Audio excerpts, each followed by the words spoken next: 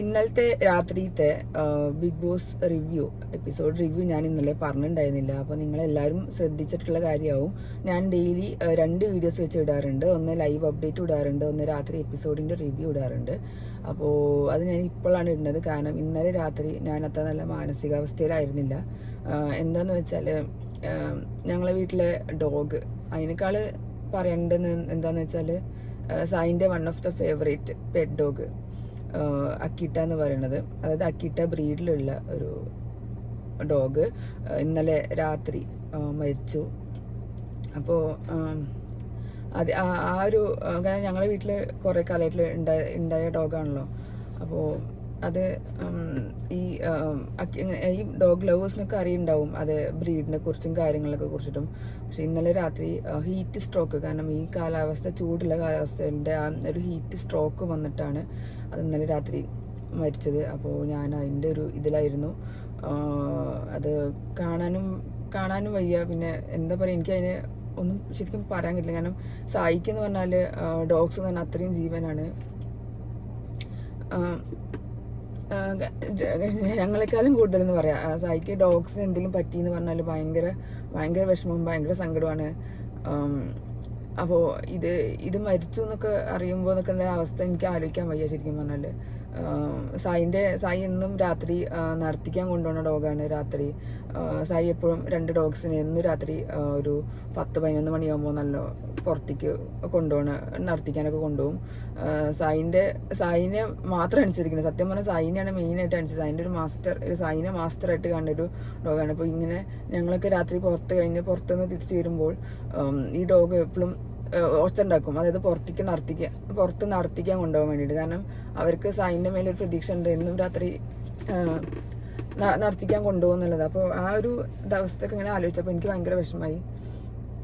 അപ്പോൾ അത് കാരണമാണ് എനിക്ക് ഇന്നലെ രാത്രി വീഡിയോ ഇടാൻ പറ്റുന്നത്. അതാണ് ഞാൻ ഇന്ന് രാവിലെ വീഡിയോ ഇടാന്ന് വിചാരിച്ചത്.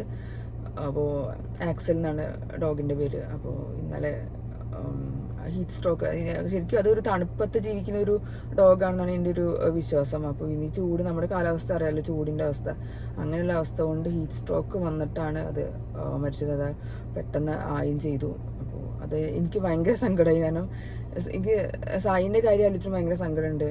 അപ്പോൾ അതുകൊണ്ട് ആ ഒരു വീഡിയോ കാണാനോ, ഞാൻ എപ്പിസോഡും കണ്ടിട്ടുണ്ടായില്ല ഇന്നലെ രാത്രി, അതുകൊണ്ട് റിവ്യൂ ഇടാനും പറ്റിയില്ല. അപ്പോൾ അതുകൊണ്ടാണ് ഞാൻ ഇന്ന് രാവിലെ ഇടുന്നത്.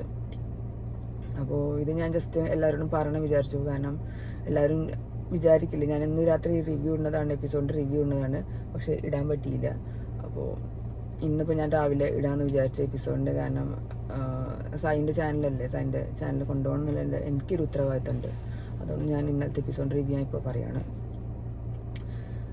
അപ്പോൾ ഇന്നത്തെ എപ്പിസോഡിലേക്ക്, ഇനിയിപ്പോൾ അത് പോട്ടെ, ഇനിയിപ്പോൾ അത് പറഞ്ഞാൽ എനിക്ക് കൂടുതൽ സങ്കടമാവും. അപ്പോൾ ഇന്നത്തെ എപ്പിസോഡ് എന്ന് പറഞ്ഞാൽ, ഇന്നലത്തെ എപ്പിസോഡ് എന്ന് പറഞ്ഞാൽ എപ്പിസോഡ് 47, അതിൻ്റെ ഒരു ജസ്റ്റ് റിവ്യൂ ഞാൻ ചെറുതായിട്ടൊന്ന് പറയാം. എനിക്ക് കൂടുതലൊന്നും പറയാനില്ലെങ്കിലും ഞാൻ ഇന്നലെ നിങ്ങളെല്ലാവരും കണ്ടുണ്ടാവും. ഇനിയിപ്പോൾ ഞാൻ റിവ്യൂ പറഞ്ഞിട്ടൊരു ഇതുണ്ടല്ലോ, പക്ഷെ ഞാനത് എൻ്റെ ഒരു കടമയാണ്. ഞാൻ റിവ്യൂ പറയേണ്ടത്. ഞാൻ എന്നും ഡെയിലി 2 വീഡിയോസ് വെച്ചിടുന്ന ആളായതുകൊണ്ട് ഞാൻ ഇന്നലത്തെ എപ്പിസോഡിൻ്റെ റിവ്യൂ ഞാനിപ്പോൾ പറയാണ്. അപ്പോൾ ഇന്ന് എന്താണ് ഉണ്ടായത് വെച്ചാൽ, ഫസ്റ്റ് തന്നെ മോർണിംഗ് ടാസ്കിന് മുന്നേ തന്നെ ശ്രീരേഖ റസ്മിനായിട്ട് അഭിനയിക്കാൻ വേണ്ടിയിട്ടുള്ള ടാസ്ക്കാണ് വന്നത്. അത് ശ്രീരേഖ നല്ല അടിപൊളിയായിട്ട് ചെയ്തിട്ടുണ്ടായിരുന്നു. ഞാൻ പറഞ്ഞു എനിക്ക് അത്ര വലിയ ഇഷ്ടമായില്ലെന്ന്. കാരണം ഞാൻ ഇന്നലെ ലൈവിൽ നമ്മൾ അതിൻ്റെ കറക്റ്റ് പോയിന്റ്സ് കണ്ടിട്ടുണ്ടായിരുന്നില്ല. പക്ഷെ ഇന്നലെ എപ്പിസോഡിൽ കറക്റ്റ് ലൈവായിട്ട്, അതായത് കറക്റ്റ് നമുക്ക് മനസ്സിലാവും റസ്മിൻ കാണിക്കുന്നത് എന്തൊക്കെയാണെന്നുള്ളത് നമ്മൾ കറക്റ്റ് മനസ്സിലാക്കിയിട്ടുണ്ടായിരുന്നു. അപ്പോൾ റസ്മിൻ എന്തൊക്കെയാ കാണിക്കുന്നത്, അതായത് ഗബ്രീന്റെ കൂടെ പോയി കിടക്കുന്നതും ജിൻഡുമായിട്ട് അടി കൂടുന്നതും അവരുടെ ആക്ഷൻസും കാര്യങ്ങളൊക്കെ ശ്രീരേഖ നല്ല അടിപൊളിയായിട്ട് കാണിച്ചിട്ടുണ്ടായിരുന്നു. പിന്നെ അടുത്ത ന്യൂസ് വന്നത് എന്താ വെച്ചാൽ, പൂജയും സിബിനും ഔട്ടായതാണ്. ആ ഒരു അനൗൺസ്മെന്റ് ബിഗ് ബോസ് നടത്തി. അപ്പോൾ നമ്മളത് കണ്ടു. ഇത് പൂജയും സിബിനും ഇറങ്ങിക്കഴിഞ്ഞിട്ടുള്ള കാര്യങ്ങളും നമ്മൾ കണ്ടു. സിബിൻ വന്നിട്ട് പറയേണ്ടത് ഞാൻ ക്വിറ്റ് ചെയ്തതല്ല നല്ല രീതിയിലാണ് സിബിൻ സംസാരിച്ചത്. അപ്പോൾ അതിന്റെ അർത്ഥം ശരിക്കും ബിഗ് ബോസിനിട്ടൊരു കൊട്ടിയതാണോ എന്ന് അറിയില്ല. ക്വിറ്റ് ചെയ്തതല്ല, എൻ്റെ മെഡിക്കൽ കണ്ടീഷൻ ഒരു കുഴപ്പമില്ല എന്ന രീതിയിലാണ് സിബിനൊക്കെ സംസാരിച്ചത്. പക്ഷെ പൂജയ്ക്ക് നടക്കാൻ കൂടി വയ്യായിരുന്നു. ആ ഒരു വയ്യായിക്കൽ അവസ്ഥയിൽ കാണുമ്പോൾ തന്നെ നമുക്ക് വിഷമം. കാരണം നമ്മളത് കൊണ്ടുപോകുന്ന സമയത്താണെങ്കിലും കൂടി കണ്ടപ്പോൾ പൂജയ്ക്ക് ഭയങ്കര തീരെ വയ്യ. അപ്പോൾ അങ്ങനെ പൂജയും സിബിനും ഔട്ടായി എന്തായാലും ഈ ഷോ നിന്ന്. അപ്പോൾ വൈൽഡ് കാർഡായിട്ട് കയറി വന്നതിന് 2 ആഴ്ച തികച്ച് നിന്നുള്ളൂ അവർ. അപ്പോൾ അങ്ങനെ ഒരു പേരും വേണ്ടിയിട്ട് അവർ ഔട്ടായി. അപ്പോൾ എനിക്ക് ഏറ്റവും പിന്നെ വേറെ വിഷമം തോന്നുന്നു വെച്ചാൽ പിന്നെ സായി അവിടെ പറയണ്ടായിരുന്നു നമ്മൾ നോമിനേഷനിൽ എവിക്ഷനിൽ വന്ന് പോകണയാണെങ്കിൽ കുഴപ്പമില്ല, പക്ഷെ ഈ ഒരു ഹെൽത്ത് കണ്ടീഷനിലൊക്കെ അതിൻ്റെ ഇടയിൽ പോവാന്നൊക്കെ പറയുമ്പോൾ ഭയങ്കര സങ്കടമാണ്, ഭയങ്കര ഒരു ദേഷ്യവും സങ്കടമൊക്കെയാണ് വരിക എന്നാണ് പറയുന്നത്. സത്യം തന്നെയാണ്. ഈ നമ്മൾ അത്രയും ആഗ്രഹിച്ച് കയറിയ സ്ഥലത്ത് നമ്മളെ നാട്ടുകാർ, അതായത് ആൾക്കാർ വോട്ട് ചെയ്ത് ഇവൻ ആപ്റ്റ് അല്ല ഈ ഷോയിൽ നിന്ന് പറഞ്ഞിട്ട് പുറത്താക്കുകയാണെങ്കിൽ അതിനൊരു രസമുണ്ട്. പക്ഷെ നമ്മൾക്ക് സ്വയം ഒരു ഹെൽത്ത് കണ്ടീഷൻ, നമ്മുടെ ഒരു അവസ്ഥ കൊണ്ട് നമ്മൾ സ്വയം നമ്മൾ പുറത്താവുകയാണെങ്കിൽ അത് ഭയങ്കര വിഷമമുള്ള സങ്കടം തന്നെയാണ്. അത് സായി അവിടെ പറയുകയും ചെയ്തിട്ടുണ്ടായിരുന്നു. അത് ഞാൻ പറഞ്ഞിട്ടില്ല, ഞാനങ്ങനെ പൊക്കി പറയാൻ അങ്ങനെ നല്ല, സത്യം പറഞ്ഞാൽ നല്ലൊരു ഹ്യൂമൻ ബീയിങ് ആണ് സായി. അത് എനിക്ക് നല്ലോണം അറിയണതാണ്. അതുകൊണ്ടാണ് ഞാൻ ഇങ്ങനെയും പറയുന്നത്. പിന്നെ അടുത്തെന്താണെന്ന് വെച്ചാൽ ഞാനിത് നോട്ട് ചെയ്ത് വെച്ചാണ്, ഞാൻ ഇപ്പം ഇന്ന് രാവിലെ കണ്ടിട്ട് നോട്ട് ചെയ്ത് വെച്ചാണ്. എനിക്കതൊന്നും ഓർമ്മയിലായിരിക്കും, എനിക്ക് നോട്ട് ചെയ്ത് പറഞ്ഞിട്ടേ കാര്യമുള്ളൂ. അപ്പോൾ അത് കഴിഞ്ഞിട്ട് പിന്നെ റസ്മിൻ കൺഫെഷൻ റൂമിൽ പോകണമെന്ന് പറഞ്ഞ് നിൽക്കുന്നുണ്ട്. അതായത് റസ്മിന് ആരും സംസാരിക്കാനില്ല, ഞാൻ ജാസ്മിൻ ഗബ്രി വിഷയത്തിൽ പെട്ടിട്ട് എൻ്റെ ഗെയിം പോകുന്നുണ്ടോ എന്ന് എനിക്ക് സംശയമുണ്ട്, ഞാൻ അതിൽ പെടുന്നുണ്ട്, അപ്പോൾ എനിക്ക് സംസാരിക്കാൻ ആരും ഇല്ലാണ്ട് കൺഫെഷൻ റൂമിൽ പോയപ്പോൾ ബിഗ് ബോസ് കുറച്ച് മോട്ടിവേഷൻ ക്ലാസ് ഒക്കെ കൊടുത്തു കഴിഞ്ഞപ്പോൾ റസ്മിൻ നല്ല ഉഷാറായിട്ട് തിരിച്ചു വന്നിട്ടുണ്ടായിരുന്നു. അപ്പോൾ നമുക്കറിയാം ബിഗ് ബോസിന്റെ കൺഫെഷൻ റൂമിൽ കഴിഞ്ഞാൽ ബിഗ് ബോസ് എങ്ങനെയാണ് അത് മോട്ടിവേറ്റ് ചെയ്യുക എന്നുള്ള കാര്യം നമുക്ക് എല്ലാവർക്കും അറിയുന്ന കാര്യം തന്നെയാണല്ലോ. അപ്പോൾ അത് നല്ലതായിരുന്നു. റസ്മിൻ പോയിട്ട് നല്ല ഉഷാറായിട്ട് തിരിച്ചു വന്നിട്ടുണ്ടായിരുന്നു. പിന്നെ അതിൻ്റെ ഇടയ്ക്കാണ് ഏറ്റവും രസം വന്നത്. റസ്മിൻ പറയുന്നത് ഞാൻ സ്വയം കെയർ ടേക്കർ ആണോ എന്നുള്ള തോന്നലുണ്ടെന്ന്. അപ്പോൾ എനിക്ക് തോന്നുന്നു ഞങ്ങളൊക്കെ അത് പുറത്തുനിന്ന് റിവ്യൂലൊക്കെ പറയുന്ന സാധനമാണ്, ഈ റസ്മിൻ കെയർ ടേക്കർ ആണോ ഹോം നേഴ്സ് ആണോ എന്നുള്ള രീതിയിലൊക്കെ.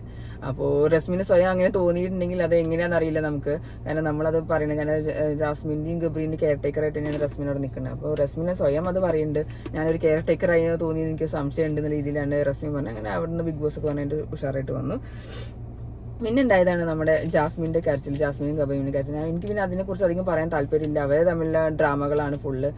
ജാസ്മിന് ഗബ്രീനോട് ഇഷ്ടമാണ്, ലവ് ആണെന്നൊക്കെ പറയുന്നുണ്ട്, ഗബ്രിക്ക് അങ്ങനെ ഇല്ല എന്ന് പറയുന്നുണ്ട്. അപ്പുറത്താണ് അതേ സമയത്ത് പാരലായിട്ട് സിജോയും അർജുനും സംസാരിക്കുന്നത് കണ്ടത്. സിജോ പറയുന്നുണ്ട് പുറത്തൊരാൾ കമ്മിറ്റഡ് ആയി നിൽക്കുമ്പോൾ ഇവൾക്ക് എങ്ങനെയാണ് ഇത് ചെയ്യാൻ പറ്റുന്നത്, അവർക്കൊരു ബോധമില്ലേ, മനസ്സിലാവണില്ലേ, ഇങ്ങനെ ഇല്ലേ എന്നൊക്കെ സിജോയോട് അർജുനോട് സംസാരിക്കുന്നുണ്ട്. അപ്പോൾ സിജോ എന്തായാലും ഗെയിം കണ്ടിട്ട് തിരിച്ചു വന്നാലോ, അപ്പോൾ സിജോയിന് മനസ്സിലായിട്ടുണ്ടാവില്ല പുറത്തുള്ള കാര്യങ്ങൾ എന്തൊക്കെയാണെന്നുള്ളത്.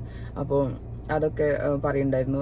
അതായത് പുറത്തത്തെ സംഭവങ്ങളൊക്കെ അറിഞ്ഞിട്ടാണ് സിജോ എന്തായാലും പറഞ്ഞിട്ടുണ്ടാവും. അപ്പോൾ ഇവരെന്താ പിന്നെ ഇങ്ങനെ നടക്കുന്നത്, ലാലേട്ടനും കൂടി പറഞ്ഞല്ലേ എന്ന രീതിയിൽ സംസാരിച്ചിട്ടും. അപ്പോൾ ഇത് രണ്ടും ഇങ്ങനെ പാരലായിട്ടാണ് കാണിക്കുന്നത് ബിഗ് ബോസ് എപ്പിസോഡിൽ. ഒരു സ്ഥലത്ത് ജാസ്മിനും ഗബ്രിയും സംസാരിക്കുന്നു, മറ്റേ സ്ഥലത്ത് സിജോയും അർജുനും ഇവരെ കുറിച്ച് സംസാരിക്കുന്നു. അപ്പോൾ നമുക്ക് നല്ല രസമായിരുന്നു അത് കാണാൻ വേണ്ടി. ഇവർ സംസാരിക്കുമ്പോൾ അതിൻ്റെ ഇടയിൽ ഈ കാര്യം പറയായിരുന്നു.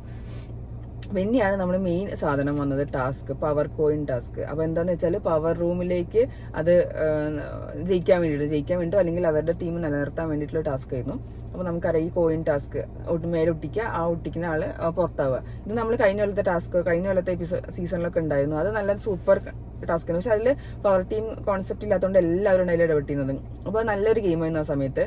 പക്ഷെ ഇന്നത്തെ ഈ സീസണിൽ ഗെയിം എന്ന് പറഞ്ഞാൽ ഭയങ്കര പേഴ്സണൽ ഗ്രഡ്ജ് വെച്ച് റിവെഞ്ച് ചെയ്തിട്ടൊക്കെ ചെയ്യുന്ന ഒരു ടൈപ്പ് പോലെ തോന്നി. പക്ഷെ ഞാൻ സത്യം പറയട്ടെ, എനിക്ക് തോന്നിയത് ജിൻഡോന്റെ ഭാഗത്തും ഗബ്രീന്റെ ഭാഗത്തും നല്ല തെറ്റുണ്ടാകും. പക്ഷെ ഗബ്രീന്റെ ഭാഗത്തിനേക്കാളും എനിക്ക് ഫീൽ ചെയ്ത് ജിൻഡോന്റെ ഭാഗത്താണ് കൂടുതൽ തെറ്റുന്നതാണ്.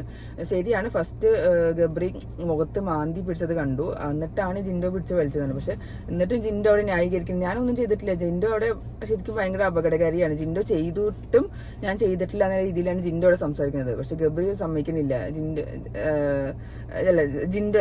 ഗബ്രി പറയുന്നുണ്ട് അവൻ എന്നെ ശ്വാസം വലിക്കാൻ സമ്മതിച്ചില്ല, അങ്ങനെയാണ് ഇങ്ങനെയാണെന്ന് പറഞ്ഞു. പക്ഷെ എനിക്ക് കണ്ടപ്പോൾ എനിക്ക് തോന്നിയ സംഭവം, ഞാൻ ആസ് എ വ്യൂവർ ഞാൻ പറയണേ, എനിക്ക് ജിൻഡോന്റെ ഭാഗത്താണ് കൂടുതൽ തെറ്റുന്നത്. കാരണം ശരണ്യനെ ആക്രമിക്കുന്നതും കണ്ടു. ഒരു എന്താ പറയാ, ഭയങ്കര മനസ്സിലിങ്ങനെ കൊണ്ടുവച്ചിട്ട് ആക്രമിക്കുന്ന പോലെ. എനിക്ക് പവർ ടീം കിട്ടണം എന്നുള്ളൊരു വാശിയിൽ തന്നെയാണ്. ശരിക്കും അങ്ങനെ വേണം, ഗെയിം ആണെങ്കിൽ അങ്ങനെ തന്നെ വേണം. പക്ഷെ അങ്ങനെയാണ് ചെയ്തത് ആ സമയത്ത്. അപ്പോൾ ആ ഒരു സംഭവം ഉണ്ടായിരുന്നു. ശരിക്കും ഗബ്രി എന്തായാലും ജിൻഡോന്റെ മുഖത്ത് ആദ്യം മാന്തി, എന്നിട്ടാണ് ജിൻഡോ അങ്ങനെ ചെയ്തെന്നാണ് ജിൻഡോ പറഞ്ഞത്. ജിൻഡോ എനിക്കൊരു കുഴപ്പമില്ല, ഞാനിങ്ങനെയാണ്, എനിക്കൊരു പ്രശ്നമില്ല, ഞാൻ നല്ല രീതിയിൽ നിന്ന രീതിയിൽ തന്നെയാണ് ജിൻഡോ സംസാരിച്ചത്. പക്ഷെ അതിൻ്റെ ഇടയ്ക്ക് ഏറ്റവും രസം എന്താണെന്ന് വെച്ചാൽ, അതിൻ്റെ ഇടയിൽ ശരണ്യ ഗെയിം കളിക്കുന്നതിൻ്റെ ഇടയ്ക്ക് നൈസായിട്ട് ഒളിച്ചു നിന്നു. അത് ആരും കണ്ടിട്ടില്ലാണ് ഏറ്റവും രസം, ആരും ശ്രദ്ധിച്ചില്ല, നൈസായിട്ട് ഒളിച്ചു നിന്ന് മാറിക്കുക ചെയ്ത്. പിന്നെ അതിൻ്റെ ഇടയ്ക്ക് വേറെ രസം ഉണ്ടായി. എന്താണെന്ന് വെച്ചാൽ ജിൻഡോയും ഗബ്രി ഉണ്ടാകുമ്പോൾ ഭയങ്കര അടി നടക്കുമ്പോൾ ബിഗ് ബോസ് അവിടെ നിന്ന് പറയുന്നുണ്ട്, ജിൻഡോ കൈവിടൂ, ഗബ്രി മാറി നിൽക്കൂ, ഇതൊക്കെ അതിന്റെ ഇടയിൽ കൂടെ പറയുമ്പോൾ ആര് കേൾക്കാനാണ്? അവർ രണ്ടും പൊരിഞ്ഞ അടിയാണ്, നല്ല കാര്യമായിട്ടുള്ള അടിയാണ് അവിടെ നടക്കുന്നുണ്ടായിരുന്നത്. അപ്പോൾ അത് ആ ഒരു പവർ ടീമിന്റെ ടാസ്ക് കഴിഞ്ഞിട്ട് ജിൻഡോ എന്ന് പറഞ്ഞാൽ എനിക്കൊരു കുഴപ്പമില്ല, ഞാനൊന്നും ചെയ്തിട്ടില്ല, ഞാൻ അങ്ങനെ ചെയ്തില്ല, ഞാൻ തൊട്ടിട്ടില്ല പിടിച്ചിട്ടില്ല, എനിക്കൊരു കുഴപ്പമില്ല ഇതിലാണ് ജിൻഡോ നിന്നത്. പക്ഷെ എനിക്ക് ഫീൽ ചെയ്ത് ജിൻഡോ ആണ് കാര്യമായിട്ട് എന്തോ ചെയ്തത്. അവരെ ഭയങ്കര നല്ല ഉദ്ദേശശുദ്ധിയോടെ അല്ല ആക്രമിച്ചതെന്നുള്ളത് കറക്റ്റ് മനസ്സിലാവും ജിൻഡോന് എന്നുള്ളത്.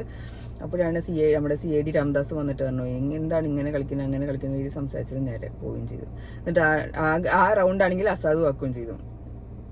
പിന്നെ ആക്രമിച്ചത് ശരണ്യക്കാണെങ്കിൽ ഭയങ്കര വേദന തോന്നുന്നു കണ്ടാൽ മനസ്സിലാവും. കാരണം അത്രയും എനിക്ക് ഫീൽ ചെയ്തത് ജിൻഡോ നല്ല കാര്യമായിട്ട് തന്നെ ശരണ്യനെ ഉപദ്രവിച്ചെന്നുണ്ട്. ആ കിട്ടാൻ വേണ്ടി ഒട്ടിക്കാൻ വേണ്ടിയുള്ള ഒരു ടാസ്കിൽ ഭയങ്കര സംഭവമായിട്ട് തന്നെയാണ് ഉപദ്രവിച്ചത്. അപ്പോഴാണ് നന്ദന ജാസ്മിനെ വെറുതെ പോയിട്ട് ചൊറിയാൻ പോയത്. ഇതെന്ത് 2 വഞ്ചിയിൽ കാര്യമൊക്കെയാണ്. കാരണം എന്താണെന്ന് വെച്ചാൽ സ്വന്തം ടീം അപ്പുറത്തുണ്ട്, അപ്പുറത്താണെങ്കിൽ ഗബ്രീന്റെ ടീമുണ്ട്. അപ്പോൾ ജാസ്മിന് ചിലപ്പോൾ കൺഫ്യൂഷൻ ആയോ എന്ന് അറിയില്ലല്ലോ, എവിടെ നിൽക്കണം, അവരുടെ ടീമിൽ നിൽക്കണോ ഇവരുടെ ടീമിൽ നിൽക്കണോ. അതാണ് നന്ദന ചോദിച്ചപ്പോൾ ജാസ്മിൻ നല്ല ഇളകിയത്. 2 വഞ്ചിയിൽ കാലിക്കുന്ന ആളല്ലേ എന്ന രീതിയിലൊക്കെ പറഞ്ഞത്. അപ്പൊ അങ്ങനെ ഒരു സംഭവം നടന്നു. പിന്നെ ലാസ്റ്റ് നോറ ഇന്നിപ്പോൾ എനിക്ക് സ്ക്രീൻ സ്പേസ് കിട്ടിയില്ല, ഇന്ന് കണ്ടന്റ് കിട്ടില്ലല്ലോ, എന്നാ പിന്നെ ഇന്ന് ഞാൻ ജാസ്മിനെ പിടിക്കാം. ജാസ്മിൻ എന്തോ ഒരു കുശലാന്വേഷണം നടത്തിയപ്പോൾ അവളുടെ ഡ്രാമ എനിക്കറിയാവുന്ന രീതിയിലാണ് നോറ പറഞ്ഞത്. അപ്പോൾ നമുക്കറിയാം ഇതൊക്കെ സ്ക്രീൻ സ്പേസ്. നോറയ്ക്ക് പിന്നെ വേറെ ഒരു പണിയില്ല. ഇന്ന് കണ്ടന്റ് കിട്ടിയില്ല, പവർ ടാസ്കിൽ ഇല്ല എന്നൊക്കെ പറഞ്ഞപ്പോൾ പിന്നെ എന്തെങ്കിലും ഉണ്ടാക്കണം. രാത്രിയാണെങ്കിൽ രാത്രി കിട്ടിയ സമയം എന്തെങ്കിലും ഡയലോഗ് കിട്ടിയാൽ ആ ഒരു സമയത്ത് അതെടുത്ത് കാച്ചുകയും ചെയ്തു. അപ്പോൾ അങ്ങനെ ഒരു സംഭവം. പിന്നെ അതാണ് കൂടുതൽ എപ്പിസോഡിൽ ഉണ്ടായത്, പവർ കോയിൻ ടാസ്ക്. അതാണ് ഏറ്റവും നമ്മൾ ശ്രദ്ധിച്ച കാര്യം. കാരണം പ്രൊമോയിലൊക്കെ ഭയങ്കര ഇതായിട്ട് കണ്ടു, നെഞ്ഞത്ത് പിടിക്കുന്നതും ശ്വാസം കിട്ടാതിരിക്കുന്നതും ആക്രമിക്കുന്നതും ഒക്കെ. ശരിക്കും ഫസ്റ്റ് മാന്തിയത് ഗബ്രിയാണ്. പക്ഷെ ജിൻഡോ അതിന് ശേഷം നല്ലോണം പിടിച്ച് വെച്ച് നല്ലൊരു ഇത് അമർത്തിയിട്ടൊക്കെ ചെയ്തു. കാരണം ജിൻഡോ ഭയങ്കര ഹെൽത്തി ആയിട്ടുള്ള ഒരാളാണല്ലോ, ജിം ബോഡി ആണല്ലോ. അപ്പോൾ അങ്ങനെയൊക്കെ ചെയ്തിട്ടുണ്ട്. പിന്നെ അതാണ് ഇപ്പോൾ ഇന്നലത്തെ ലൈവ് അപ്ഡേറ്റ്, ഇന്നലത്തെ എപ്പിസോഡിൻ്റെ റിവ്യൂ. അപ്പോൾ ഞാനിനി ഉച്ചയ്ക്ക് ശേഷം ഇന്നത്തെ ലൈവ് അപ്ഡേറ്റിൻ്റെ ഇതായിട്ട് വരാം. പിന്നെ വോട്ടിംഗ് ഡേ ആണല്ലോ, അപ്പോൾ വോട്ട് ചെയ്യാനൊക്കെ പോകണം. അപ്പോൾ അത് കഴിഞ്ഞ് ഫ്രീ ആയിട്ട് ഞാൻ ഇന്നത്തെ ഉച്ചയ്ക്ക് ലൈവ് അപ്ഡേറ്റ് പറയാം. അപ്പോൾ ടാറ്റ.